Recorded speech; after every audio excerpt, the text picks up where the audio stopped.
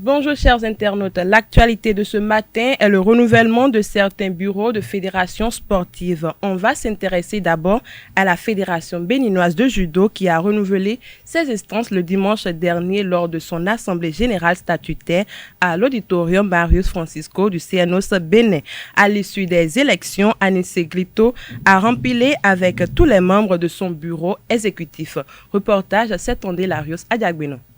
Anissé Glito va poursuivre l'œuvre de développement du judo au Bénin pendant l'Olympiade 2021-2025. Les judokas lui ont renouvelé leur confiance et à l'ensemble de son bureau au thème de l'Assemblée générale élective à l'auditorium Marius Francisco.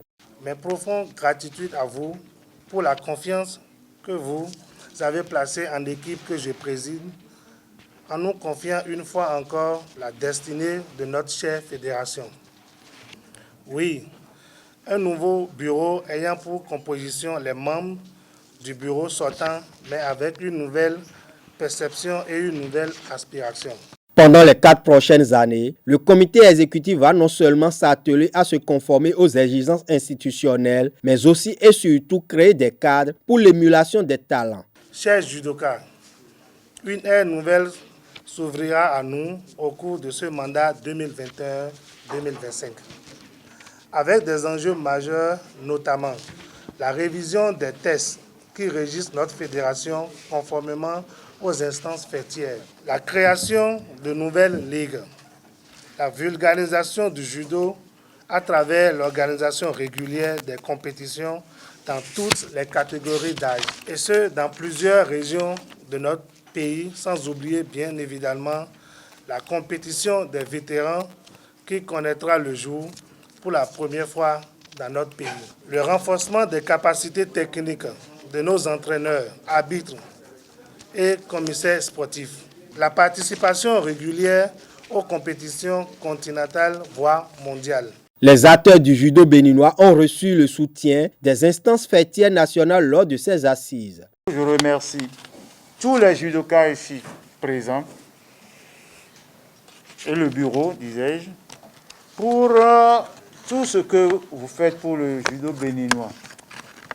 Le développement et le rayonnement du judo béninois, c'est à votre actif. Au nom de Monsieur le ministre des Sports, je saisis cette occasion pour adresser mes vives félicitations aux membres du comité exécutif fédéral et à tous ceux qui, de près ou de loin, ont œuvré pour l'effectivité de la présente Assemblée générale élective. Avec une participation aux 2 derniers Jeux olympiques, le judo est l'une des disciplines qui révèle le Bénin à la face du monde. Toujours au niveau institutionnel, les membres de la famille du mouvement paralympique ont accordé un nouveau mandat à Abdelrahman Ouorou Barret le samedi dernier. Il s'engage à opérer les réformes nécessaires pour la mise en place de la fêtière des sports pour personnes handicapées. J'ai le sentiment de travail non achevé. Comme je l'ai dit tout à l'heure avant le vote, je nourris l'envie et je suis déterminé, disposé à continuer sur les chantiers ouverts et prospérer d'autres chantiers aussi. Cela veut dire que nous avons beaucoup de choses à faire, notamment les réformes pour faire du mouvement paralympique un mouvement qui puisse donc sur le plan continental et mondial parler au nom du Bénin. Je m'évertuerai dans les jours, mois, années à venir, à faire en sorte que lorsque nous allons aux Jeux paralympiques, que ce ne soit pas avec des délégations chétives. Pour les derniers Jeux paralympiques Tokyo 2020, pour une première fois, nous avons pu envoyer une délégation composée de 4 personnes. L'envie de voir augmenter ce nombre m'habite actuellement. Donc, nous allons faire l'effort de continuer les réformes pour venir vraiment au Comité national paralympique CNP Bénin ou CNP Ben pour faire en sorte que nous ayons des fédérations par discipline. Vous voyez, parce qu'un CNP, par définition, c'est une fêtière dont les éléments devraient être des fédérations. Mais la particularité que nous avons au niveau du Comité national paralympique, sur recommandation de l'IPC, c'est qu'aux côtés des fédérations, ils peuvent avoir des associations. Donc c'est la différence fondamentale qu'il y a avec le Comité olympique. Donc notre ambition de voir venir dans la famille paralympique est une réalité, parce que pour avoir des fédérations, il faut beaucoup d'associations, surtout dans les zones où le CNP, le mouvement paralympien, n'est pas encore représenté. Donc il y a énormément de réformes à faire.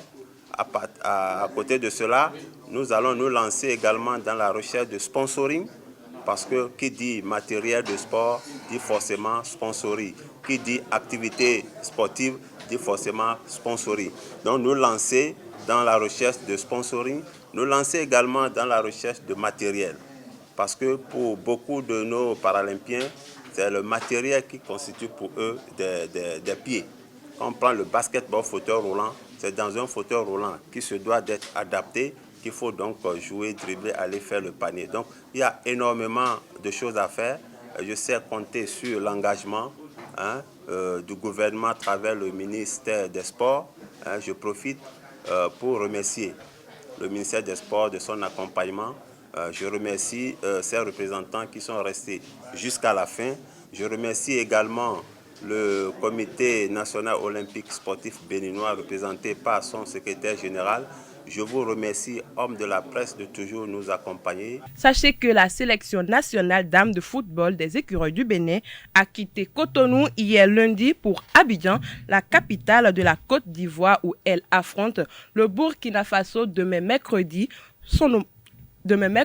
dans le cadre des préliminaires de la Coupe d'Afrique des Nations Maroc 2022. Les joueuses feront la traditionnelle reconnaissance de terrain ce mardi à l'heure du match au stade Robert Champrou d'Abidjan. Rencontre retour ramenée au 24 octobre au lieu du 26 octobre annoncé précédemment. Bonne nouvelle pour la famille du basketball. MTN Bénin accompagne les réformes du gouvernement. Les responsables ont signé un accord de partenariat avec le ministère des Sports du Bénin le vendredi 15 octobre dernier pour une durée de 3 ans. MTN s'engage à débourser à la Fédération béninoise de basketball une somme de 9 millions de francs CFA.